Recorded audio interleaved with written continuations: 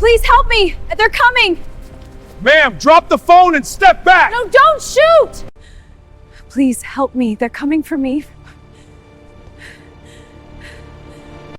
Help! They're coming for me! Please hurry! I need help now! The night was quiet, except for the soft hum of tires on asphalt. Maria Lopez had been working for over 12 hours, and every muscle ached as she drove home. Her 11-year-old son, Tyler, sat in the back seat, leaning over his homework under the car's dome light, quietly solving math problems. The street was familiar, but tonight, it felt longer, darker. Suddenly, flashing red and blue lights appeared in the rearview mirror. Maria's stomach sank. Her hands gripped the steering wheel tighter. Just a routine stop, she told herself, though the tension in her chest told another story. Tyler glanced up, wide-eyed, sensing the unease, but remaining silent. The sirens echoed off the empty buildings, making the night feel charged, almost dangerous. Maria slowly pulled over to the side, praying she hadn't done anything serious. Something felt off. This was no ordinary traffic stop. Maria Lopez was no stranger to hard work. A single mother of 2, she juggled 2 jobs to make ends meet. Mornings at the local grocery store and evenings at a small diner. Every day was a battle, but she never complained, always putting her children first. Tyler, her youngest, often stayed up late, helping her sort bills or finish homework. Tonight had been especially long, but Maria felt proud of herself. Despite exhaustion, she had kept her family fed, her home running, and her children cared for. She wasn't reckless, she obeyed traffic rules and did her best to stay safe on the road. Maybe a minor taillight issue was the only thing she had overlooked. Still, she had nothing to hide. Her mind raced as the flashing lights grew closer. Maria's fear wasn't just for herself, it was for Tyler, who watched silently, trusting her to keep them safe in the world's unpredictable chaos.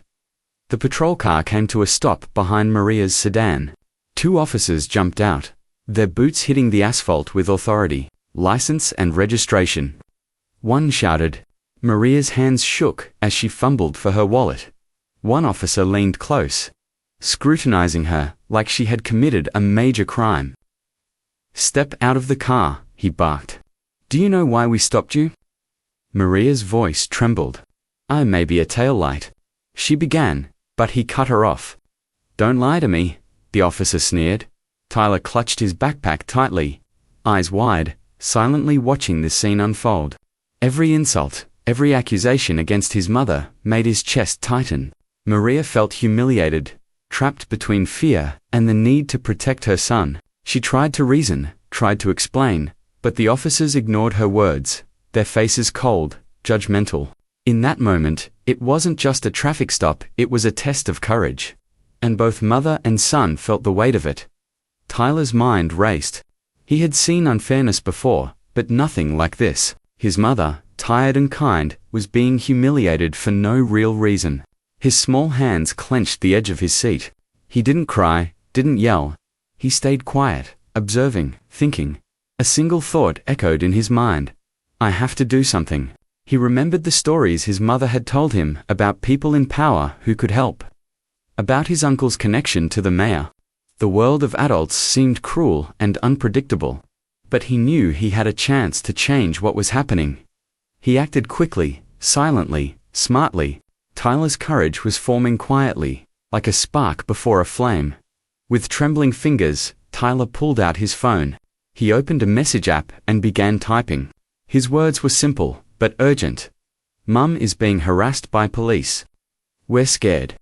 Please help." He added their location with careful precision. Tyler's connection to the mayor wasn't just a rumor. Mayor Evelyn Grant had been a family friend for years. Tyler knew the mayor cared about their neighborhood and its people. He had only contacted her once before, for a small community issue, but this was different. This was personal.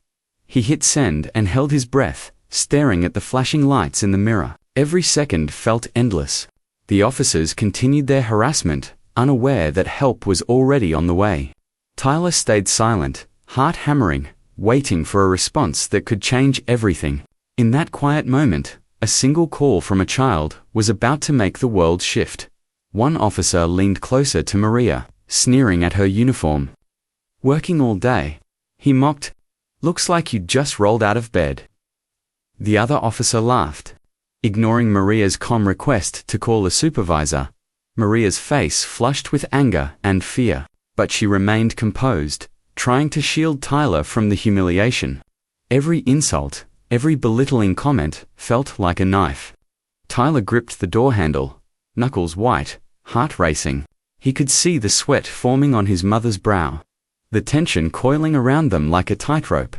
A small crowd had begun to gather, quietly observing from nearby sidewalks and store entrances. Whispers passed through them, their attention drawn by the officer's aggression and the mother's calm endurance. Tyler's pulse quickened. He knew time was slipping, that he had to act before things spiraled further. The night had become charged with tension, suspense, and an unspoken promise that change could arrive at any moment. Suddenly, the quiet night was pierced by the roar of a powerful engine. A sleek black SUV appeared, headlights cutting through the darkness.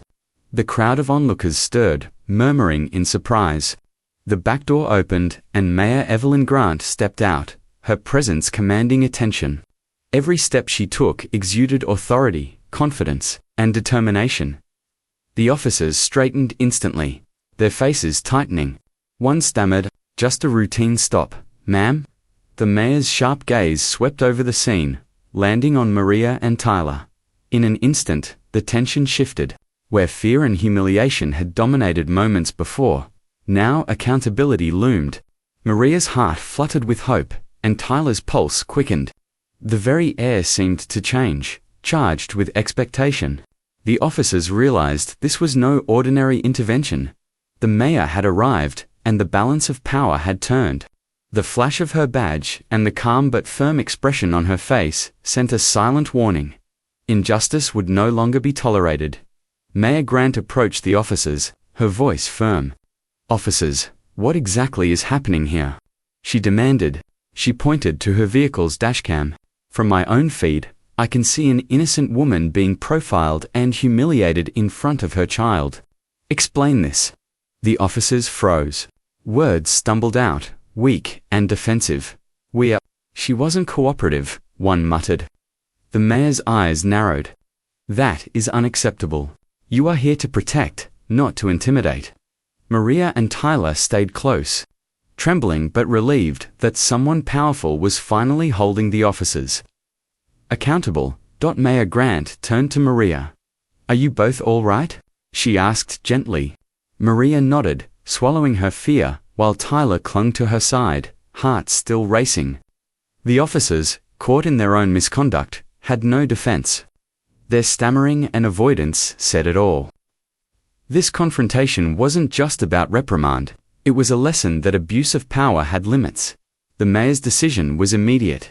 "You are both suspended pending investigation," she ordered. "Hand over your badges." The officers complied, their faces pale, shoulders slumped. The crowd that had gathered watched in awe as justice unfolded before them. Maria let out a long, shuddering breath. Tyler ran into her arms, hugging her tightly. "It's okay, Mum," he whispered. Tears rolled down Maria's cheeks as she embraced him, overwhelmed by relief. The fear, the humiliation, the tension all seemed to lift in that one moment. She turned to Mayor Grant. "Thank you for listening to a scared little boy," Maria said softly. The mayor smiled warmly. Tyler's quiet bravery had changed the course of the evening, reminding everyone present that courage doesn't come in age or size, it comes from the heart. For a brief moment, fear was replaced by hope, and justice felt real. News of the incident spread like wildfire.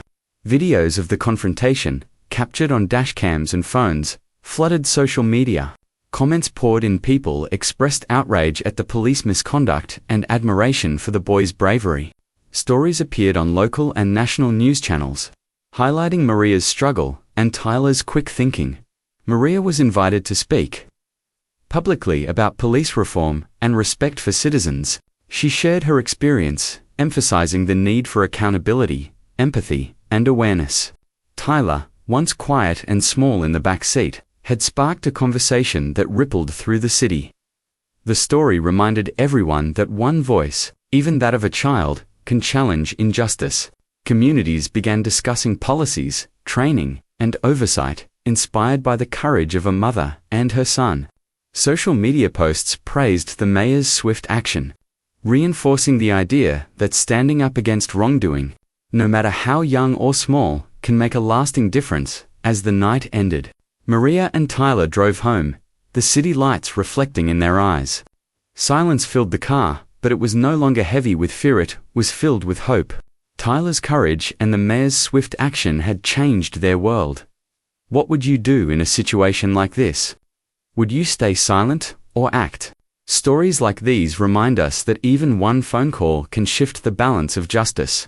If this inspired you, like, share, and subscribe for more powerful narratives. Remember, courage comes in many forms, and hope can arrive when you least expect it.